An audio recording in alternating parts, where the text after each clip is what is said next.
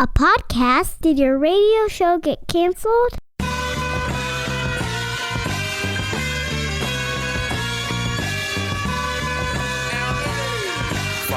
Fire. Low down and filthy, but the discipline is on point. Schooled myself, made my own dojo. A cold flow with the whole dose of soul. Maintain composure, even in theory. An anomaly, properties undiscernible. This week on the $1 Million Plan, we talk to Becky. This week, I wanted to be completely surprised as to what's going to happen. So as you hear the information for the first time, I will be hearing the information for the first time. And this is a good thing, because I can be in the moment, I can be present. Becky, welcome to the show. Thank you. All right, Becky, what's going on? How old are you? Are you working? Are you retired? What are we solving today? I'm 71. Okay. I retired just about 5 years ago. Okay. And I'm interested in how I can protect my assets and maybe grow my assets.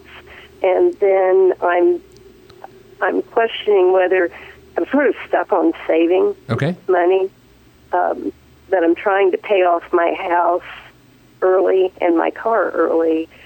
So I'm wondering if I need to shift some of my saving efforts into paying off those two accounts. All right, I love this. I'm into this. Nicole, this was a good one. Thank you for bringing Becky on the show, because I like this one. All right, Becky, can I ask you 1 million questions now? That'll help me answer your questions. Sure. So you retired 5 years ago at age 66. What did you do for a living? I worked for the state. Okay. Worked for the state, and how many people are in your household right now? There's one. I'm a widow. Okay. And so your sources of income right now, can I assume, are Social Security, a state pension, anything else? And my husband's pension. And your husband's pension. So he had a survivor benefit to his pension. Yes. Okay. And so your household income right now, what do you think you bring in a month based on those sources of income? It's $4,240. Okay. So that's an exact amount. You must know your stuff. You sound like you're a good budgeter, Becky. Is that true? I use a budgeting program through my bank online, and I love it. Well, I love it too. Yes, I try to budget. Okay, so $4,240. It sounds like you still have a house payment. How much do you pay monthly on your house? The payment is actually $473, and I have been paying $560. Okay. I refinanced just shortly after my husband died to a 15-year mortgage, and right now I'm a year ahead in paying that off. And when did your husband pass away, Becky? He passed away about 6 months after I retired. Okay. And was he also retired at that time? Yes. Okay. And what are your other household bills? You sound like you have a car as well. What are your monthly obligations for your $4,240? And, I didn't write the total down. Let me see. I've got it somewhere here. Do you have a feeling of, what are the big categories? Because your house payment's pretty modest at $500 a month. Right, the house payment, and then the car is, the payment's $528, and I've been paying $550. So you pay as much for your car as you do your house. I do. I have a new car. Okay. And I love it. But I also have a low-speed vehicle. What is a low-speed vehicle? Now I'm excited. I'm Googling this. What is it? It is a street-legal golf cart. It actually, where a golf cart is made for the golf course, the low-speed vehicles are made for the street. Oh, my. It's electric. I've had it for 9 years, and I'll be rolling up 10,000 miles on it this year. Where do you go on it? Where are you? You can go anywhere you want, huh? In the town that I live, there's no street. I have to be on a street that's 35 miles an hour less. So I can go anywhere in town, and I do. I go to church in it. I go shopping in it. I drive it exclusively unless I'm going out of town or if it's storming. Man. Yeah, Nicole. and I drive it year round. Nicole, can you punch up on PeteThePlanner.tv with that screen you have up now? Just go ahead and punch it up for a second. That is a low-speed vehicle. Now, is it just like a no-name brand vehicle, or is it like the Cadillac of low-speed vehicles? What do you ride dirty in, Becky? The brand is Tomberlin. Okay. And it has certainly served me well. Excellent. Now, what are your other big bills? You said you're a big saver, so you like to put money every month of your $4,240 into your savings account at the bank. Like, how much a month are you putting in there? I have 3 savings accounts at the bank. Okay. Two of them have $10,000 in it. Okay. And the third has $5,000 in it, roughly. The first two, My are they bank, $10,000 each? Yes. Okay. My bank has a program where if you allow them to withdraw at least $10 a month out of your checking account and put it into savings, then they will pay you a bonus annually of 1% on what your total is. How about that? So that's why I don't keep any more than $10,000 in any one account. So every month that $10 that goes into the other accounts, I withdraw it and put it into the smaller account and grow it. Does anyone else depend on you financially, or just you? Just me. And do you have any other debts other than the car and the house? Well, I have my health insurance and long-term care insurance and life come to $458 a month. Okay, so we're at roughly $1,500 a month between insurances, home and car, and then you've still got another $2,500 a month. What do you do with it? I also have another savings method that I started about 5 years ago. Okay. And that I kind of enjoy doing. The first week of the year, I put in $1. Okay. The second week, I put in $2. Ooh. The third week, I put in $3. And of course, in December, I'm putting in $49, $50, $51, and $52. Yeah. But it allows me to save a little over $1,000 a year. How much do you have in just money? Like, how much do you have, like, just like retirement investments? Do you have, like, how much is there? Yeah, in cash. I have. Yeah. In my checking account, my total investments in my checking account, my saving right about $115,000. But do you have any? So you worked for the state, but did you have like a 403B or anything that you invested in? That's my investment. Yeah, it was. Right now, I've got those in a mutual fund and in. I'm not sure the proper term, but it's the CDs where you can't lose any money, but you can gain. Okay. Is it an index annuity? Is that what you're in? An index annuity? Yes, I believe that's what it is. So it's some sort of index fund. Help me understand. Here's where I'm at with your situation. I can't see a situation, a scenario, I should say, in which you run out of money. Can you?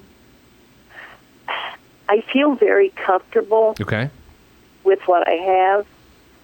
I believe that I live within my means. I do have a penchant for buying a new car every now and then, but and for entertainment, I am a season ticket holder to the Colts. Oh my gosh! Yeah, you're a Colts forged. I am. So, and I travel to the home games. And in your low-speed vehicle? No, I live about 120 miles from Indy. So you'd have to leave on Friday. I'll have to take my car. Yeah, well, the extension cord won't run that far. All right, so I feel good about your situation. So when it comes to risk of like, are your investments in the right thing? It sounds like you're in an index annuity. For those people that don't know what that is, it's an insurance product that also is an investment. And when the S&P 500, which is the Standard & Poor's 500 index, performs well, then Becky's investment gets a portion of those earnings. So if it earns, let's say 15% in a year, then her account will increase probably by about 8%. But if the S&P 500 goes down by 20%, her investment does nothing. It doesn't go anywhere. It just earns zero that year. Now, Becky, based on how I just described that for the audience, does that still seem like what you have? Yes. Okay. Yes, and I just moved my money to that about 4 or 5 months ago, so I'm new to it. Yeah, and so here's how I view your situation. And people like to speak in generalities about annuities. They like to say annuities are great, or they like to say annuities are bad, but no one ever says it really depends. So allow me to say it really depends. And in your situation, I have no problem with you having an index annuity because A, you don't need that money because you make enough money of your retirement income a month. B, it doesn't sound like you have that high of a risk tolerance. It doesn't. So why expose yourself to the possibility of losing that hard-earned and saved money? And C, well, I don't see you getting upset that you're not making 20% on your money every year. So I really have no problem at all with that index annuity, and I don't know why you, not that you want to change it, but there's no reason to change it. I think you just keep doing what you're doing. I think the real question comes down to when do you pay off your house? I think, how much do you still owe on it? Roughly $3,500. You owe $3,500 on it? I'm sorry. No, I'm sorry. $35,000. $35,000. Actually, $35,305. I love your precision. So you're paying roughly $6,000 a year. So around about your 77th birthday, when you're blowing out all those candles, you'll be doing so in the home you owned. Does that sound about right? That sounds about right. Yes. And then when do you pay off your fast speed vehicle? I just bought it in February. Bought it in February. How much do you owe on it? It was a 6-year. Actually, about as much as I owe on the house. Okay. What is it? Now I'm curious. Let me guess. First of all, is it a car or an SUV? It's a car. Okay. Is it a Buick? No. Is it a Kia? No. Honda Accord? No. What is it? Wrong country. I don't even know what the countries are. Which one? What is it? It's a Mini Cooper. A Mini Cooper? Look at you.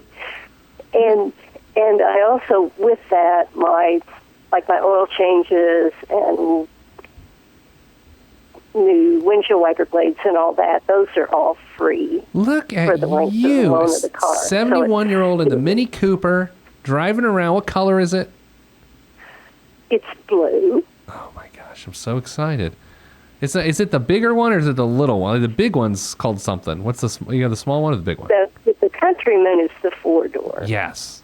And I actually, because it's sinful to say this, but this is my 4th Mini Cooper in 7 years. Wow.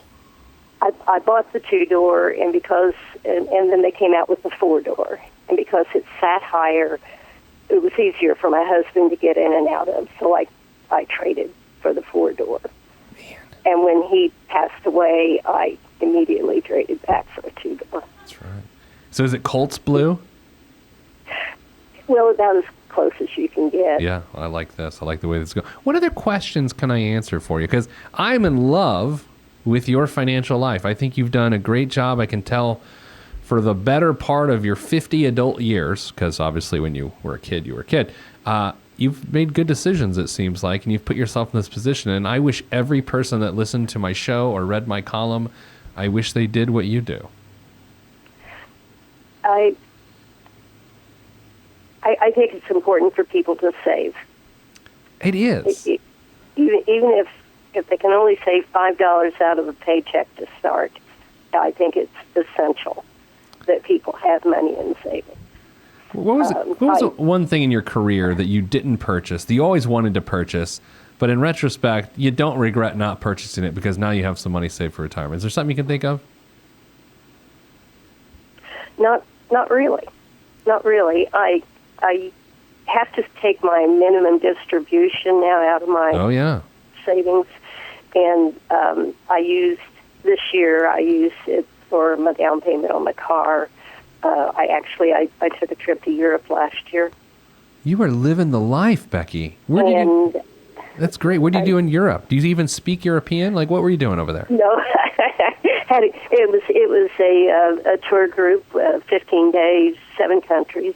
Did your tour guide walk around with their hand up in the air or like a flag as they walked around the European An umbrella, actually. She yeah. carried an umbrella. That's how you know who your tour guide is. Uh-huh. I loved it. I enjoy it. I don't like flying, but I sucked up the courage and got on the plane and cried for 7 hours getting across the ocean. You know, I tend to fly a lot, a couple times a week. If you fly a lot, you get used to it, but something never gets you used to a 7-hour flight, I can tell you that. Yeah. It's brutal. All right, I prefer train travel myself. I can't say that I've ever done that, but someday I've taken several over the years, train trips, and I've got if I have a bucket list, going to New Orleans on the city of New Orleans is. Ooh, have you been there? No, I have not. So gotta go to Cafe Du Monde. That's the famous place where you get beignets and chicory coffee. Okay. All right. Well, now that we've exchanged travel tips, we probably should move on. Any other financial questions I can answer for you, Becky? Keep saving or up the amount I pay off on my accounts? I would probably pay off your debt a little faster. Okay. Yeah, I think with $35,000 or $25,000 in bank accounts, and then all the other you have, and then all the income you have, I think it's going to be better for you to get rid of those obligations sooner than 6 years. And just choose one. Like, let's see, what's your interest rate on your car loan? Do you know? They're really about the same. Just choose one and pay all the extra on that. Like, don't pay extra on the car and the house. Choose one and pay all the extra towards that, and you'll get out of debt a lot faster. Okay. All right? I would probably go with the house first. There we go. I like it. Well, thank you so much for taking time with us today, and I appreciate you reading my column. That makes 2 people, you, Becky, and my mother, Connie Dunn, read my column, so I appreciate that. I enjoy it, and I share it with my daughter and granddaughter. So. Well, I hope they think I'm as handsome as people who don't have great taste in men. So thank you, Becky, and we wish you the best of luck. Thank you. All right, that's it for this week's $1 Million Plan. That was great. Now, here's the thing. Like, we always think there's... we get this vision of retirement that, it works for us, and that's what we want. We want you to think of retirement. We want you to save for retirement. But Becky is living the best life for Becky. She's going to Europe. She's got a Mini Cooper. She's great. That's what I want for you. Think, how peaceful was Becky? She was amazingly peaceful. That's what I want for you. That's what I want for myself. We tend to overcomplicate our own financial lives a lot to our own disservice. Chill out. Think of the future. Be like Becky. And if you're ever in New Orleans, go to Cafe Du Monde. I'm out. If you want to be on this podcast and have Pete fix your money life, then hit us up at PeteThePlanner.com/podcast. You heard me. PeteThePlanner.com/podcast. Log on. This is for information purposes only. It's not the Swiss financial planning device. Consult a financial advisor. Released from Everest, the fresh is fresh, and you can call me E.T. Word to John Tesh. Let me bless this harmonic presentation. It's amazing, so amazing. I'm the reason. Salutations, I bring you love, drawing greetings from a faraway land. I am the sole controller. Put the remote down and let me take control. You're now a part of my zone, so enjoy yourself. Love Tron can restore your health. I bring you greetings, salutations. How you doing? And is that how y'all say it?